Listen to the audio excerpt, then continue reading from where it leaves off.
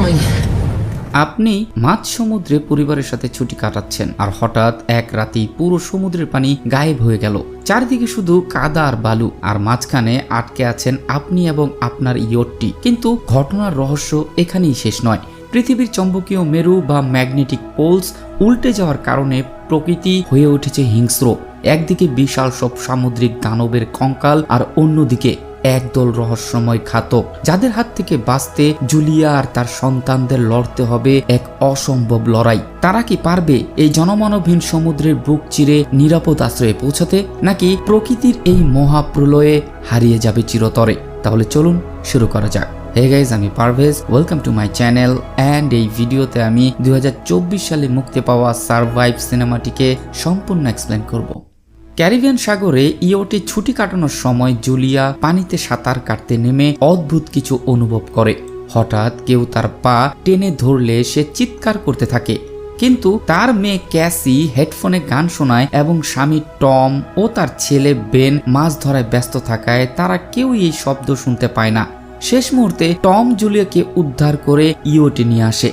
রাতে ক্যাসির বয়ফ্রেন্ডের সাথে ভিডিও কলে কথা বলার সময় দেখা যায় শহরের বিশাল কালো মেঘ জমে আছে এবং সিগন্যাল বিচ্ছিন্ন হয়ে যায়। কিছুক্ষণ পর তিমির একটি দল এদিক ওদিকে ছোটাছুটি করছে। দেখে মনে হচ্ছে যে তারা কিছু দেখে ভয় পেয়েছে।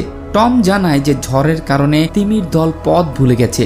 আবার অনেক সময় পৃথিবীতে বড় কোনো দুর্যোগের সময়ও তিমি এরকম অস্বাভাবিক আচরণ করতে দেখা যায়। হঠাৎ এক জোরালো ঝাঁকুনিতে ইয়টের ইঞ্জিন নষ্ট হয়ে যায় এবং টম নিচে পরীক্ষা করতে গিয়ে কাঁধে আঘাত পায়। সে জানায় যে পানির নিচে বিশাল কোনো প্রাণী রয়েছে। রেডিও বা ফোনে কোনো যোগাযোগ করা যাচ্ছিল না।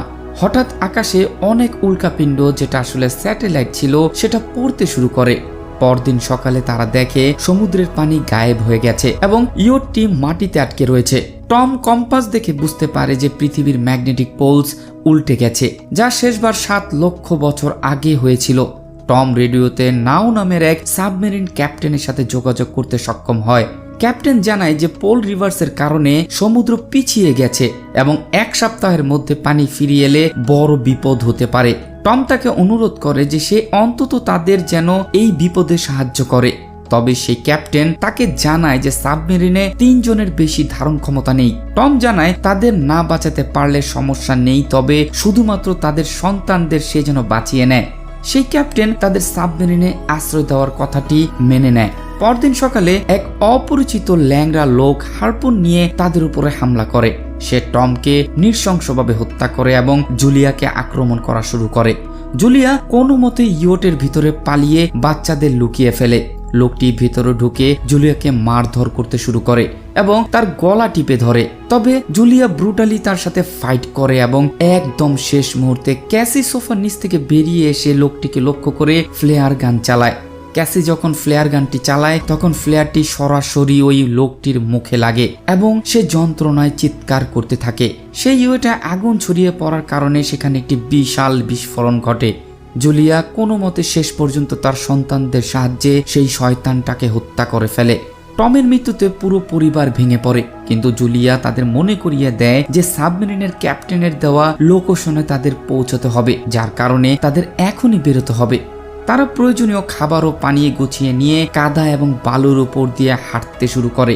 পথে তারা বিশাল এক মৃত তিমির দেহ দেখতে পায়, যা দেখে তারা শিউরে ওঠে। রাত হওয়ার আগেই তারা একটি পরিত্যক্ত জাহাজে আশ্রয় নেয়। ক্যাসি ও বেন যখন জাহাজটি ঘুরে দেখছিল তখন তারা দেয়ালে অদ্ভুত সব নখের আঁচড় ও রক্তের দাগ দেখতে পায়। হঠাৎ তারা জাহাজের অন্ধকার কোণে অনেকগুলো সামুদ্রিক কাঁকড়া এবং একটি বিশাল আকারের অক্টোপাস প্রাণীকে দেখতে পায়। তারা ভয়ে দৌড়ে জুলিয়ার কাছে ফিরে আসে এবং সেই রাতেই তারা জাহাজ ছেড়ে আবার যাত্রা শুরু করে। পরদিন সকালে তারা সাবমেরিনের নির্ধারিত কোঅর্ডিনেটে গিয়ে পৌঁছায়। সেখানে তারা ক্যাপ্টেন নাওকেও দেখতে পায়, যিনি তাদের সাবমেরিন ক্যাপ্টেন ছিল, যিনি আগে থেকে আহত অবস্থায় ছিল।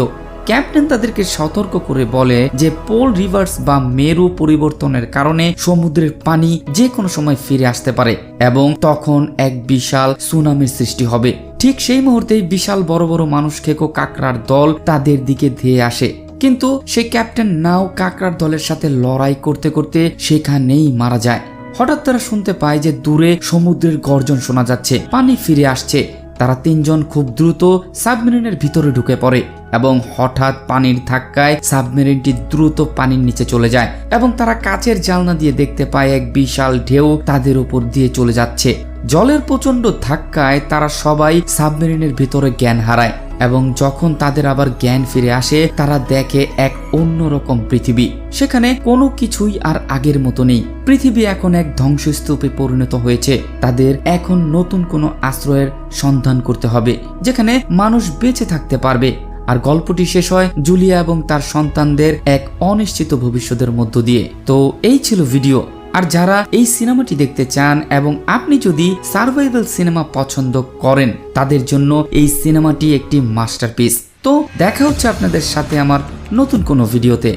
ততক্ষণ ভালো থাকবেন, সুস্থ থাকবেন, মোস্ট ইম্পর্টেন্টলি সাবধানে থাকবেন। আল্লাহ হাফেজ।